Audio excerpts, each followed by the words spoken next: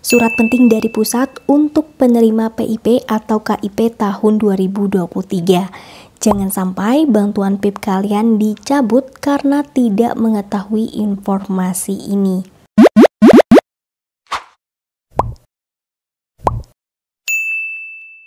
Assalamualaikum warahmatullahi wabarakatuh. Halo teman-teman, welcome to Input Media. Balik lagi bareng aku Indah Yusni di YouTube channel Input Media.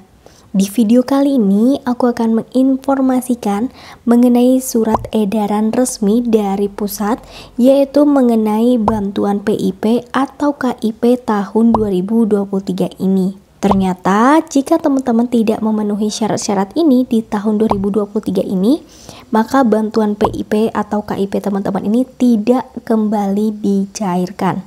So, simak video ini sampai habis agar teman-teman tidak gagal paham dalam menerima informasi. Oke teman-teman, perlu kalian ketahui bahwa pemerintah masih terus menyalurkan bantuan PIP atau KIP setiap tahunnya, di mana bantuan ini diberikan kepada siswa atau siswi yang SD, SMP ataupun SMA. Bahkan bantuan PIP ini juga diberikan kepada mahasiswa yang disebut dengan KIP kuliah atau KIPK. Kemudian di sini beberapa hari lalu juga dari Kemendikbud menginformasikan mengenai informasi baru, yaitu batas aktivasi rekening nominasi PIP 2022. Karena di sini kenapa kok masih 2022? Karena masih banyak dari teman-teman penerima PIP atau KIP ini yang belum mendapatkan bantuan tersebut di tahun 2022 lalu. Nah, jadi penyalurannya itu terlambat teman-teman, disebabkan karena belum adanya aktivasi. Oleh karena itu, pemerintah memberikan perpanjangan waktu untuk teman-teman segera melakukan aktivasi paling lambat, yaitu 15 Februari 2023. Tidak segera melakukan aktivasi, maka pencairan PIP kalian ini akan dibekukan atau dikembalikan kembali ke negara. Untuk teman-teman yang masih bingung cara aktivasinya itu seperti apa, nanti akan aku jelaskan di akhir video ini. Dan di sini perlu teman-teman ketahui bahwa tanggal 3 Februari 2023 lalu, Kemendikbud ini mengeluarkan surat edaran resmi di mana ini nomor 0204-LP-01.00/2023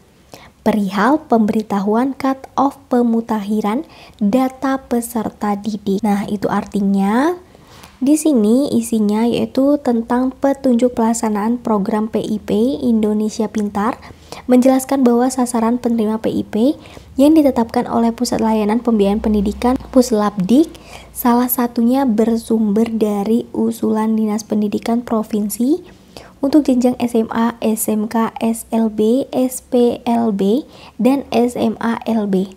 Kemudian usulan Dinas Pendidikan Kabupaten Kota untuk jenjang SD, SMP, paket A, paket B, dan juga paket C. Nah, oleh karena itu, karena ini sudah memasuki tahun 2023, maka sama seperti tahun-tahun sebelumnya, untuk bantuan PIP atau KIP ini akan selalu diperbaharui datanya. Nah, oleh karena itu, mungkin dari teman-teman masih banyak yang bertanya, Kak, kenapa kok di 2021 saya dapat bantuan PIP, kemudian di 2022 saya tidak dapat bantuan lagi, namun di 2023 ini apakah saya masih bisa mendapatkan bantuan PIP itu kembali? Nah, jika seperti ini, itu karena data kalian setiap tahunnya ini diperbaharui. Jadi kalau misalkan ada yang lebih layak dari teman-teman untuk mendapatkan bantuan PIP tersebut, maka nama teman-teman ini akan digeser oleh penerima yang lebih layak. Untuk mendapatkan bantuan PIP itu sendiri, nama anak teman-teman ini harus sudah terdaftar datanya di dalam DTKS. Nah, biasanya banyak dari teman-teman yang penerima PKH, BPNT, ataupun BLT, ini anak-anaknya mendapatkan bantuan PIP, di mana untuk bantuan PIP ini diberikan atau dicairkan setiap semesternya, jadi setahun 2 kali.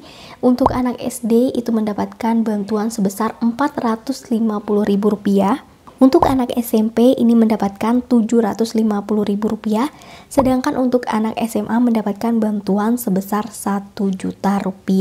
Kemudian dalam proses pencairannya, di sini kita harus melakukan aktivasi terlebih dahulu, Dan pastikan juga teman-teman ini masih mendapatkan bantuan tersebut di tahun 2023 ini dengan cara mengecek nama kalian atau NISN kalian di website resmi pip.kemendikbud.go.id.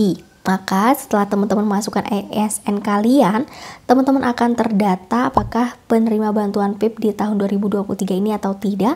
Kemudian disalurkannya bulan berapa itu akan tertulis lebih jelas teman-teman. Karena di sini ada surat edaran resmi yang baru aja dikeluarkan tanggal 3 Februari, pihak dari Kemendikbud mengharapkan pihak dinas pendidikan atau sekolah untuk yang pertama yaitu satuan pendidikan segera melakukan pemutakhiran status layak PIP peserta didik berikut variabel mandatori seperti NIK, NISN, tanggal lahir, dan nama ibu kandung di Dapodik terhadap calon penerima PIP yang akan diusulkan sesuai prioritas sasaran. Yang kedua, pemadanan data peserta didik dengan DTKS menggunakan Dapodik Cut-Off 31 Januari 2023. Yang ketiga, pengusulan peserta didik PIP fase 1 menggunakan Dapodik Cut-Off 10 Maret 2023.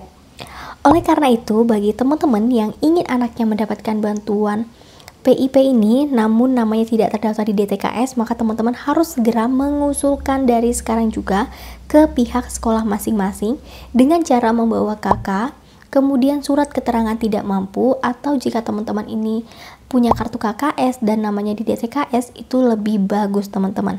Karena ini masuk ke dalam data Dapodik yang layak-layak ini, maka teman-teman nanti ketika kalian dianggap layak mendapatkan bantuan PIP ini, teman-teman akan mendapatkan SMS atau WA dari Kemendikbud itu sendiri. Dan nantinya jika teman-teman mendapatkan SMS atau WA tersebut, maka teman-teman perlu melakukan koordinasi terlebih dahulu ke pihak sekolah.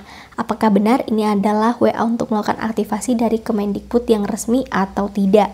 Untuk aktivasi itu sendiri bisa teman-teman lakukan di bank penyalur seperti Bank BRI, BNI, BSI dengan cara membawa berkas berupa KTP, KK, dan juga KIP atau bukti penerima bantuan PIP. Teman-teman juga bisa menunjukkan SMS atau WA dari Kemendikbud yang menunjukkan bahwa teman-teman harus segera melakukan aktivasi. Nah, di sini untuk cara melakukan aktivasi rekening bagi penerima bantuan KIP atau PIP ini yaitu aktivasi rekening PIP Kemendikbud bisa dilakukan secara mandiri oleh peserta didik atau wali murid penerima dana bantuan tersebut, atau bisa juga secara kolektif dengan diwakilkan oleh pihak sekolah.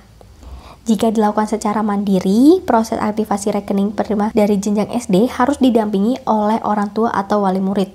Adapun aktivasi rekening PIP secara kolektif itu dilakukan apabila jarak tempat tinggal peserta didik jauh dari lokasi bank penyalur, ada aturan pembatasan sosial akibat pandemi, atau akses transportasi yang sulit. Sedangkan untuk cara aktivasi rekening PIP Kemendikbud ini mendatangi bank penyalur PIP untuk peserta didik jenjang SD, SMP, SMA ini khususnya adalah Bank BRI. Sedangkan untuk bantuan penyaliran PIP melalui Bank BNI ini merupakan bank penyalur dari dana PIP bagi teman-teman yang memasuki jenjang SMA atau paket C.